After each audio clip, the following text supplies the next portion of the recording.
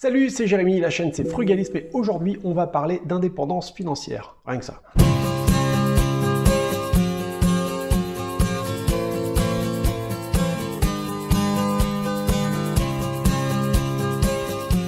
L'indépendance financière, la sacro-sainte liberté financière, on en entend parler à toutes les sauces, à tel point que ça ne veut plus rien dire.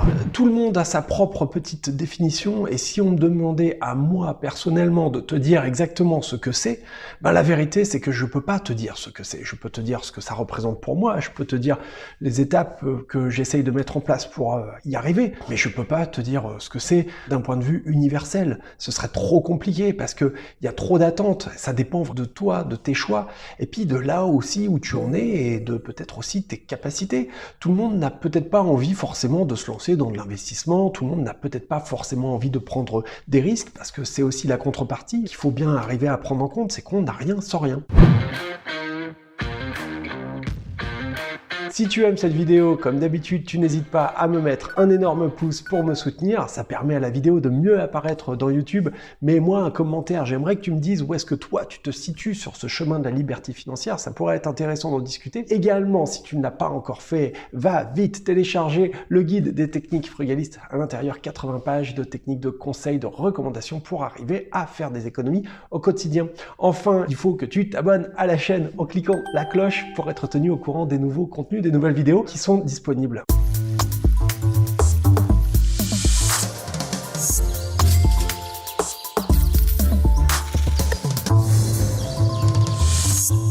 Alors c'est vrai que quand on parle de frugalisme, on entend souvent parler du early retirement. Et on entend même souvent parler de ce qu'on appelle la méthode FIRE. Tu sais, ça sonne américain, ça fait bien. Alors la méthode FIRE, c'est ce qu'ils appellent le Financial Independence and Early Retirement, c'est-à-dire l'indépendance financière et la retraite anticipée. Ouais, c'est vrai que ouais, sur le papier ça fait bien. Et puis la méthode FIRE, tu sais, FIRE en anglais ça veut dire être viré.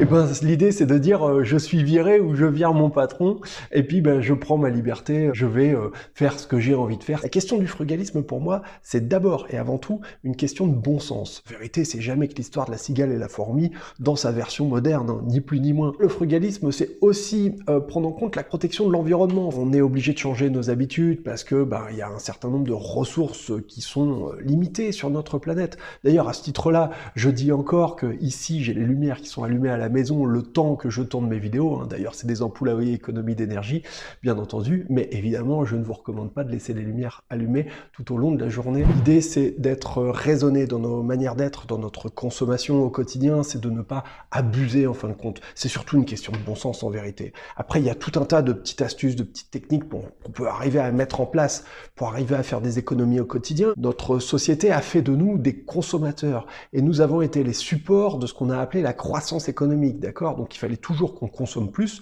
Donc pour ça, on nous a créé des besoins fictifs. Si on arrive à prendre un petit peu de recul, qu'on arrive à revenir un peu au bon sens paysan, certains diront, et puis à regarder en fin de compte de quoi on a vraiment besoin, on peut arriver à prendre des décisions qui peuvent nous permettre d'avoir une vie plus engagée vers la voie de la sobriété heureuse. Tu sais, c'est Pierre Rabhi qui parle souvent de sobriété heureuse. La liberté financière, c'est la capacité, c'est la liberté de dire non, j'y vais pas aujourd'hui, j'irai pas me lever, je vais rester au lit, ou bien je vais faire ce que je veux, ou bien je vais aller me promener avec mes gosses. Ça, pour moi, ça c'est le luxe extrême. C'est quoi qu'il y a de plus précieux? C'est d'avoir de l'argent ou c'est d'avoir du temps? Pour moi, je pense que ce qui est important, c'est d'avoir un petit peu des deux. C'est-à-dire d'avoir suffisamment d'argent pour pouvoir s'offrir du temps libre. Ce que je cherche plus aujourd'hui, c'est à vivre des choses qui me font vibrer, des émotions plus que de posséder. Et si tu arrives à considérer que cette forme d'indépendance financière, de liberté financière, c'est aussi la capacité d'avoir le choix, de dire oui ou non, je vais bosser, je vais pas bosser, et qu'en même temps, tu arrives à réduire tes besoins, tu comprends bien que ça va être beaucoup plus rapide à obtenir.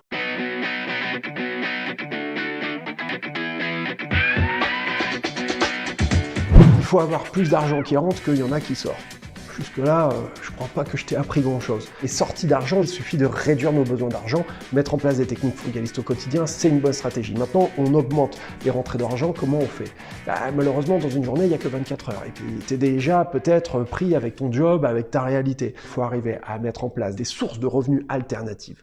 Celles-ci peuvent être des activités qui consistent à échanger ton temps contre de l'argent. C'est bien, mais encore une fois, tu es bloqué parce que tu n'as que 24 heures dans une journée. Donc, à moins d'arriver à trouver des jobs qui sont extrêmement bien payés, ce que je te souhaite, ça va être chaud, ça va être compliqué. L'autre stratégie, c'est d'arriver à mettre en place des stratégies d'investissement. Donc, si tu arrives à investir dans de l'immobilier, dans de la bourse, par exemple, dans tout un tas d'activités d'entrepreneuriat, par exemple, si tu arrives à valoriser et si tu arrives surtout, et c'est ça la clé, à réinvestir assez vite les intérêts qui sont produits par tes premiers investissements, à ce moment-là, tu vas mettre en place la magie des intérêts composés, en fin de compte, que tu vas activer. Et je t'invite d'ailleurs à aller voir sur mon site, je mets en lien une calculatrice d'intérêts composés qui te permet de faire les simulations pour comprendre comment tu peux vite arriver à augmenter ton patrimoine. Tu sais que tu as réussi à atteindre ce que les Américains appellent le fuck you money, c'est-à-dire la quantité de revenus alternatifs qui égale ton salaire, eh ben, ça te laisse le droit, en fin de compte, de remercier ton patron. Certains diront de virer ton patron de manière un petit peu provocatrice. Maintenant, reste à voir une chose, c'est toi, par rapport à ta situation, tes ambitions, ton projet, ton style de vie, quelle est la quantité d'argent dont tu as besoin? C'est ça, en fin de compte, le critère qui est décisif. Si tu as besoin de 4000 balles pour arriver à t'en sortir, tu comprends bien que ça va être vachement plus compliqué d'arriver à obtenir l'indépendance financière que si tu n'en as besoin que de 1000. Ça dépend de où tu vis, ton style de vie, ta manière de consommer, tes amis, ça dépend de si tu te définis par ce que tu possèdes ou plus par les expériences que tu as. Il y a tout un tas de gens qui vont te sortir des méthodes de calcul, genre il faut gagner 600 fois ton salaire ou je sais pas quoi. En fin de compte, moi, c'est pas comme ça que je réfléchis et ces questions-là, c'est vrai que ça me met un peu mal à l'aise parce que je suis pas vraiment capable d'arriver à donner une réponse toute faite. J'ai ma réponse à moi parce que j'ai évalué mon besoin. Si tu prends ta retraite anticipée, mais que tu n'as plus aucune capacité d'épargne, ben à ce moment-là, tu vois bien que si tu as le moindre pépin qui se produit dans ta vie de tous les jours, tu vas te retrouver très largement en danger. Et c'est là aussi une des raisons pour lesquelles il est très important d'arriver à mettre en place un virement automatique de ton compte principal vers idéalement un livret A. C'est pas que j'aime bien le livret A, mais c'est le seul compte en France qui permet d'avoir une somme d'argent disponible tout de suite sans être fiscalisé. En te payant en premier, en fin de compte, tu vas arriver assez facilement et de manière automatique à te mettre peu à peu en sécurité. Il y a un aspect de la liberté financière, il y a un volet dont il faut que je te parle. Qu'est-ce qui est important au final? C'est d'être libre financièrement ou c'est d'être libre de ton temps? Imagine la situation suivante. Tu as décidé de te lancer dans l'immobilier et comme tu cherches le moyen d'arriver à générer le plus d'argent le plus vite possible, bah, tu as compris que le seul moyen le plus efficace, c'est la location saisonnière de courte durée. Excellent business, c'est ce qui génère le plus de cash, là-dessus j'ai rien à dire, c'est la vérité pure. Seulement, ce type d'investissement, ce type de boulot en quelque sorte, puisque c'en est un, ça demande énormément de ressources en termes de temps, parce qu'il va falloir que tu t'occupes des entrées, des sorties des locataires, il va falloir gérer la plateforme Airbnb, il va falloir gérer les paiements, les annulations, il va falloir gérer la blanchisserie, il va falloir gérer les locataires indélicats qui rentrent un petit peu bourrés à je sais pas quelle heure, qui font du boucan avec les voisins. Tu comprends bien que tout ça c'est extrêmement chronophage et que bah, si tu veux t'en occuper, il va falloir investir du temps. Au final, tu n'es plus esclave de ton patron, mais tu te retrouves esclave de ton propre business. Et en plus, tu as pris le risque maximum parce que c'est ton propre argent que tu as investi. Alors, il y a une solution alternative encore par rapport à ça, c'est bien évidemment d'arriver à déléguer. Je prends un autre exemple, ce serait par exemple dans le cadre des parkings. C'est très bien les box, hein. J'en fais depuis quelques années et j'ai eu aussi des personnes qui m'ont enseigné, hein. Je pense à Julien Bédoué à l'époque qui m'a permis d'arriver à pas me planter sur mes premiers achats. Et puis, si tu veux, une chose qui est importante à comprendre, c'est que malgré tout, c'est quand même quelque chose que j'ai remarqué, quoi qu'on en dise, c'est que les entrées, les sorties, c'est quelque chose qui prend du temps, qui est chronophage. Donc voilà, moi pour ça, avec le temps, j'ai réussi à mettre des stratégies en place en ayant une personne qui s'en occupe en mon absence. Et puis quand je suis là, j'arrive à m'en occuper moi-même. Vraiment un truc que je voulais partager avec toi, c'est le sentiment de bonheur que j'ai eu la première fois que j'ai perçu mon premier loyer grâce à un box. J'étais tellement content parce que je me suis dit, Yes, ça y est, pour la première fois, c'est mon argent qui bosse pour moi, ce n'est plus moi qui bosse pour mon argent. Et je m'en souviendrai toute ma vie, c'était pas grand chose, mais voilà, c'était hyper important. Je n'ai plus cherché qu'une seule chose par la suite, c'est à reproduire, à scaler, hein, comme on dit, pour avoir l'air à la mode, jusqu'à ce que, à terme, je n'ai plus besoin de travailler pour mon patron. Au-delà de tout ça, ce qui est important, c'est le chemin. Moi, grâce à l'immobilier, j'ai appris mais tellement de trucs. Et je suis rentré en contact avec tellement de personnes, et puis c'est qu'un début, parce que tu vois, là, avec la chaîne, c'est en train de continuer.